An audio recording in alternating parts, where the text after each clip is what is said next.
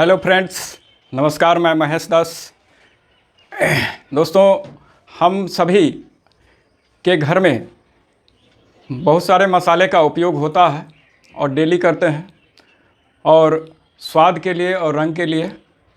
लेकिन क्या हम जानते हैं कि उन मसालों में हमारा मेडिसिन भी जा रहा है हमारे शरीर में, और वो मेडिसिन हमारे स्वास्थ्य के लिए इतना उपयोगी है जिसको हम यूज करके, हम व्यवहार में ला करके हम बहुत दिनों तक स्वस्थ रह सकते हैं, दीर्घायु बन सकते हैं। तो जैसे कि हल्दी दोस्तों, जनरली लोग जानते हैं कि सब्जी का, दाल का रंग और स्वाद बदलने के लिए उपयोग होता है। दूसरा उपयोग कि जल गया तो भी हल्दी का उपयोग होता है, कट गया तो भी हल्दी का उपयोग होता है। शादी में तो एक रस्म ही चलता है, हल्दी का रस्म, जो चेहरे पर शाइनिंग लाने के लिए किया जाता है। और हल्दी में एक औषधीय गुण होता है करकुमिन, जो करकुमिन न जाने दुनिया के तमाम औषधि से बेहतर है। और हम सभी जानते हैं कि आयुर्वेद एक साइड इफ़ेक्ट रहित होता है, मतलब कि आयुर्वेद का कोई साइड इफ़ेक्ट नहीं होता है। तो दोस्तों, एक करकुमिन पाया जाता है जिसका मेडिकल प्रॉपर्टी बहुत सारा है, और आज हम जानने का कोशिश करेंगे कि करकुमिन में कौन कौन सा मेडिकल प्रॉपर्टी है, और उस करकुमिन यानी हल्दी को लेने से हम किस किस कॉर्नर से कितने छोटी बड़ी बीमारियों से निजात पा सकते हैं। हम थोड़ा सा देखें कि जैसे करकुमिन में पहला आता है एंटीऑक्सीडेंट। दोस्तों, एंटीऑक्सीडेंट लेने से हमारे चेहरे पर शाइनिंग रहेगा, हम जल्दी बूढ़ा नहीं होंगे। मतलब कि करकुमिन में जो एंटीऑक्सीडेंट पाया जाता है, हम यूज कर रहे हैं तो हमारे चेहरे पर झुर्री नहीं आएगा। बहुत से लोग जवानी में ही बूढ़ा के जैसा दिखने लगता है, तो इसको यूज करने से हम बूढ़ा नहीं बनेंगे, मतलब हम जवान रहेंगे। दूसरा आता है एंटीबायोटिक। आज दुनिया में जितना भी एंटीबायोटिक का इजाद हो रहा है मेडिकल साइंस में, वो इससे बढ़ के एंटीबायोटिक दुनिया में कोई भी नहीं है। हर बीमारी में ये काम करता है और इस एंटीबायोटिक का बहुत ही अच्छा प्रभाव रहता है। तीसरा पॉइंट है एंटी इन्फ्लामेशन। दोस्तों, हम में कहीं घाव है, सर्दी में सिर भारी है, सूजन है, लीवर फैटी है, या कहीं भी है सूजन, वो सूजन को कंट्रोल करता है ना। चौथा पॉइंट हो गया एंटी फंगल। दोस्तों, जैसे बरसात के मौसम में हम चलते हैं, पानी से पाला पड़ता है, पानी में हमारा पैर जाता है, हमको बरसात के दिनों में बहुत तरह का स्किन प्रॉब्लम हो जाता है, फंगल इन्फेक्शन हो जाता है। तो ये एंटी फंगल होने के नाते ये फंगस को भी ख़त्म करता है। पांचवा पॉइंट है एंटीवायरल। दोस्तों, आज के दौर में जो वायरल चल रहा है, जो वायरस है, हवा में फैला हुआ है, और इसको उपयोग करने से उस वायरस से हम जीत सकते हैं, उस वायरस को हम हरा सकते हैं। और ये एंटीवायरल होने के नाते अब जैसे फ्लू है, या थोड़ा ठंडा हवा लगा, या थोड़ा गर्मी से आए, धूप से आए, पानी पी लिए और हमें सर्दी कफ बुखार आ गया, इस चीज़ को लेते रहने से हम उस वायरल डिजीज़ से दूर रहेंगे। वायरल डिजीज़ मतलब नहीं होगा। उसके बाद आया जाए दोस्तों एंटी कैंसर। करकुमिन में एंटी कैंसर गुण पाया जाता है। किसी व्यक्ति को कैंसर हो गया है तो इसको खिलाने से, इसको खाने से वो कैंसर से संबंधित, कैंसर में जैसे कि उसका जो बैक्टीरिया है दिन रात मल्टीप्लाई करता है, दिन दूना रात चौगुना, तो वो मल्टीप्लाई नहीं करेगा। जैसे ब्लड कैंसर किसी को हो गया है तो ब्लड कैंसर को कंट्रोल करता है, विदेशों में इसका कंट्रोल होता है, इसका यूज करता है। ब्लड कैंसर में बड़े बड़े हॉस्पिटल हैं जिनमें कि इसको काढ़ा बना के दिया जाता है उस कैंसर पेशेंट को। तो ब्लड कैंसर को कंट्रोल करता है, स्किन को कंट्रोल करता है। कैंसर की स्थिति में कोई केमोथेरेपी करा रहे हैं तो केमोथेरेपी से जो नुकसान होता है उस नुकसान की ये भरपाई करता है। नुकसान मतलब कि स्किन जैसे जल जाता है, बाल जैसे झड़ जाता है, तो वो सब को कंट्रोल करता है। बिफोर केमोथेरेपी भी यूज कर सकते हैं और आफ्टर केमोथेरेपी भी यूज कर सकते हैं। उसके बाद आया जाए दोस्तों एलिमिनेशन ऑफ टॉक्सिन्स। हमारे शरीर में बहुत रास्ते से टॉक्सिन जाता है। जैसे हम रोड पर चल रहे हैं, हम धूम्रपान नहीं करते हैं, लेकिन जितनी भी 2 चक्का, 4 चक्का, 6 चक्का, 10 चक्का जा रहा है और वो जो धुआं छोड़ रहा है, वो जो धुआं उड़ा रहा है, उससे वायु प्रदूषण, वायु के माध्यम से हमारे शरीर में टॉक्सिन जाता है। हम जो भोजन करते हैं, पेस्टिसाइड सब्जी साग में आता है, उसके माध्यम से जा रहा है। हम जो अंग्रेजी दवा का इस्तेमाल करते हैं, उससे हमारे शरीर में टॉक्सिन जा रहा है। हम जो भोजन करते हैं उसके माध्यम से, कहने का मतलब हम जो पानी पीते हैं वो भी आज के दिन में जहर से भरा हुआ है। तो तमाम रास्ते से जो हमारे शरीर में टॉक्सिन जाता है, उस टॉक्सिन को ये निकालने का काम करता है। टॉक्सिन निकल गया मतलब हमारा अंदर से ऑर्गन जो है सो चुस्त और दुरुस्त हो गया। उसके बाद आया जाए एनएच कोलेस्ट्रॉल। दोस्तों, हार्ट अटैक का सबसे बड़ा कारण है कोलेस्ट्रॉल, बैड कोलेस्ट्रॉल का बढ़ना और गुड कोलेस्ट्रॉल का घटना। तो ये कोलेस्ट्रॉल, जो बैड कोलेस्ट्रॉल जिसको एलडीएल कहते हैं, उसको कम करता है और गुड कोलेस्ट्रॉल जिसको एचडीएल कहते हैं उसको बढ़ाता है। तो इसको लेने से हार्ट अटैक से, हृदय आघात से हम बचे हुए रहेंगे। उसके बाद आया जाए दोस्तों auto control immune system in immune disorder.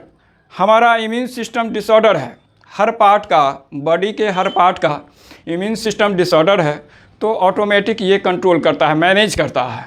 उसके बाद आया जाए लंग्स फिब्रोसिस। दोस्तों, आज के दौर में आज जो वायरल है, वो वायरल क्या करता है कि हमारे अंदर जो कफ बना, सर्दी हुआ और कफ बना, उस कफ को सुखा देता है। और सांस लेने की जो प्रॉब्लम होती है कि बेदम, माने सांस ले रहे हैं और बेदम हो रहे हैं, सांस लेने में बहुत दिक्कत हो रहा है, सांस लिया नहीं जा रहा है, तो ये लंग फिब्रोसिस मतलब लंग्स को क्लियर करता है, ड्राई कफ को दूर करता है, सांस लेने की समस्या को दूर करता है, हमको निजात दिलाता है। उसके बाद आया जाए दोस्तों HIV रिप्लिकेशन मतलब एड्स। बहुत से लोग जो एड्स के मरीज़ हैं, एड्स के पेशेंट हैं, तो ये HIV का जो बैक्टीरिया है वो जो मल्टीप्लाई करता है, उस चैन को ये तोड़ता है। तो करकुमिन से हमें ये फ़ायदा है। और क्या फ़ायदा है दोस्तों कि जैसे ओल्ड एज में लोगों को भूलने की बीमारी हो जाती है, लोग भूलते हैं, हर बात याद नहीं रहता है, भूल जाते हैं, कुछ बोले कुछ याद रहा और वो भी दोबारा पूछेंगे तो वो भूल गए, मैंने कुछ बता नहीं पाए। तो एल्जाइमर की डिजीज जिसे कहा जाता है उसको कंट्रोल करता है। उसके बाद आया जाए टाइप 2 डायबिटीज़। टाइप 2 डायबिटीज़ को कंट्रोल करता है, टाइप 2 डायबिटीज़ को कंट्रोल करता है। उसके बाद आए gall stone formation. Gall bladder में स्टोन बन रहा है, तो दोस्तों गॉल ब्लैडर से स्टोन निकालने का कोई रास्ता नहीं है, तो ये करकुमिन का फंक्शन है कि जो स्टोन बना हुआ है उसको ब्रेक करता है और आगे स्टोन फॉर्मेशन को रोकता है, स्टोन को बनने नहीं देता है। कहने का मतलब कि स्टोन आगे बनेगा नहीं और जो है उसको ब्रेक कर दिया। तो जो भी व्यक्ति है जो ये सफ़रर हैं GBS से, उनको ये राहत पहुंचाता है। उसके बाद आया जाए कैटरेट फॉर्मेशन। और बहुत से लोगों को 40-45 एज के बाद मोतियाबिंद का फॉर्मेशन होना शुरू हो जाता है, तो ये मोतियाबिंद को फॉर्मेशन नहीं होने देता है। कहने का मतलब कि एक हल्दी जिसमें करकुमिन पाया जाता है, जो मेडिकल प्रॉपर्टी को कवर करता है, और वो मेडिकल प्रॉपर्टी हमारे शरीर के लिए इतने सारे फ़ायदेमंद हैं कि जिसको लेकर के हम आजीवन स्वस्थ रह सकते हैं, छोटी से छोटी और बड़ी से बड़ी समस्याओं से निजात पा सकते हैं यदि हम लेते रहें रेगुलर वे में। आइए दोस्तों कि दालचीनी भी हम लोग डेली सब्जी में स्वाद को बढ़ाने के लिए डालते हैं, लेकिन उसमें भी बहुत सारा मेडिकल प्रॉपर्टी है, मेडिकल गुण है, औषधीय गुण है। और वो क्या करता है, जैसे कि पहला है माइक्रोबियल एलिमेंट। माइक्रोबियल एलिमेंट का काम क्या है दोस्तों कि हमारे आंत में बैड बैक्टीरिया को ख़त्म करता है और गुड बैक्टीरिया को डेवलप करता है, जिससे हमारा digestion system up to date रहता है, दुरुस्त रहता है। यदि हमारा डाइजेशन सिस्टम खराब हो गया है तो ये माइक्रोबियल एलिमेंट हमारे डाइजेशन सिस्टम को अप टू डेट करता है। उसके बाद आया जाए एंटी इन्फ्लामेशन मतलब सूजन को कम करता है। कंट्रोल ब्लड शुगर को ये कंट्रोल करने का काम करता है। एंटीऑक्सीडेंट, और इसमें भी एंटीऑक्सीडेंट पाया जाता है जिससे कि हमारे चेहरे पर शाइनिंग रहेगा, चेहरा में चमक रहेगा, ग्लोइंग रहेगा और हम हमेशा सुंदर स्वस्थ जवान दिखेंगे। एल्जाइमर कंट्रोल, और दालचीनी के प्रयोग से भी वो एल्जाइमर मतलब हमारे यादाश्त को मजबूत करता है, हमारी मेमोरी पावर को स्ट्रॉन्ग करता है। उसके बाद आया जाए दोस्तों केसर। केसर जनरली लोग यूज करते हैं और ख़ासकर महिला दूध में पिलाया जाता है, यूज किया जाता है इसलिए कि चेहरा पर शाइनिंग रहे। दूसरा चीज़ कि केसर के यूज करने से पॉजिटिव इमोशंस पैदा होता है, सकारात्मक भावना पैदा होता है। ये चिड़चिड़ा दिमाग नहीं रहने देता है, हमेशा सकारात्मक माने सकारात्मक भावना को ये पैदा करता है।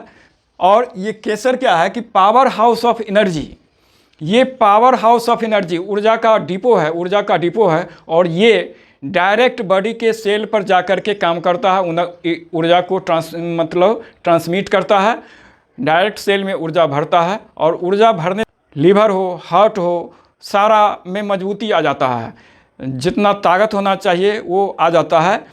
ये रिप्रोडक्शन सिस्टम को मजबूत करता है, ताकत लाता है। और गर्भावस्था में कोई लेडीज़ है जो यूज कर रही है, अक्सर हाँ लोग यूज करते हैं केसर, गर्भावस्था में ही महिला को दिया जाता है। और उसका दो कारण है, दो रीज़न है कि एक तो उसके गर्भ में जो बच्चा पल रहा है वो जिस समय जन्म लेगा सुंदर फेयर कम्प्लेक्स में पैदा ले, और दूसरा कि वो उसके अंदर जो भी प्रतिक्रिया हो रही है, मतलब जैसे कि पेन हो रहा है कहीं बॉडी में, मस्कुलर में, तो वो पेन को कंट्रोल करता है। और एज ए सेक्स टॉनिक के रूप में केसर का भी लोग इस्तेमाल करते हैं। चौथा आइटम है दोस्तों मरीच, काला मरीच, ब्लैक पाइपर। ब्लैक पाइपर हम लोग भोजन सब्जी में, भूजा में, बहुत सारे आइटम में डाल के खाते हैं और खाने से स्वाद तो बढ़ता ही है, साथ ही सुबह में हमारा कॉन्स्टिपेशन नहीं रहता है। यदि किन्हीं को कॉन्स्टिपेशन है तो कॉन्स्टिपेशन नहीं रहता है। कारण क्या है कि ये डाइजेशन को अप टू डेट करता है, नंबर एक डाइजेशन को अप टू डेट करता है। और बायोप्रीन ये ब्लैक पाइपर में पाया जाता है। काला मरीच के अंदर जो उजले रंग का तत्व पाया जाता है वो बायोप्रीन का काम है कि इस बायोप्रीन को हम धन्यवाद देना चाहेंगे आईएमसी साइंटिस्ट डॉक्टर को कि जिन्होंने चारों का बेस्ट कॉम्बिनेशन ला करके हमारे आपके सामने श्री हल्दी लाए हैं। और इसको हम डेली यूज करेंगे तो हम खुद स्वस्थ रहेंगे, खुद को स्वस्थ करेंगे। हम इसको प्रतिदिन यूज करके, श्री हल्दी को यूज करके हम छोटी से छोटी और बड़ी से बड़ी बीमारी से निजात पा सकते हैं। और अभी का जो समय है बीमारी और बेकारी ये दोनों को दूर हम भगा सकते हैं। थैंक यू दोस्तों, फिर हम मिलेंगे। औषधि के साथ मिला दिया जाए, जिस आयुर्वेदिक हर्ब्स के साथ मिला दिया जाए उसके पावर को 40% इन्हांस कर देता है। तो अब जैसे कि 100 ग्राम 100 mg हम खा रहे हैं और 100 mg हम खा रहे हैं, बायोप्रीन मिला दिए, थोड़ा सा बायोप्रीन मिला दिए, जैसे सब्जी में नमक या दाल में नमक मिलाया जाता है उस हिसाब से थोड़ा सा हम डाल दिए। तो ये क्या काम करता है कि उसके पावर को 40% इन्हांस कर देता है। और 40% इन्हांस कर देने पर हमारा जितना वर्क होना चाहिए उससे 40% हमारा बढ़ गया। तो दोस्तों हम कह रहे थे कि ये चार मसाला जिसमें हल्दी हुआ, दालचीनी हुआ, केसर हुआ और मरीच, ये चारों का बेस्ट कॉम्बिनेशन